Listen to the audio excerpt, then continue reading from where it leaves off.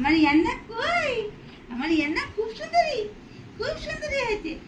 একা একা ছিলে তুমি? দিভাই বেরিয়েছিল তাই? ও শোনো বাবা, ও শোনো বাবা, তোমার 6টা ছেলে মেয়ে মধ্যে 5টা ছেলে আছে।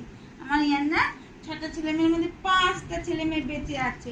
হ্যাঁ, তারা অসুস্থ হয়েছিল, আমরা আবার দাদি ইয়ান্না আবার ভালো করেছে, তাই না? আমার ইয়ান্না খুব ভালো, খুব সুন্দরী, কাজল কালো চোখ আর খুব সুন্দরী।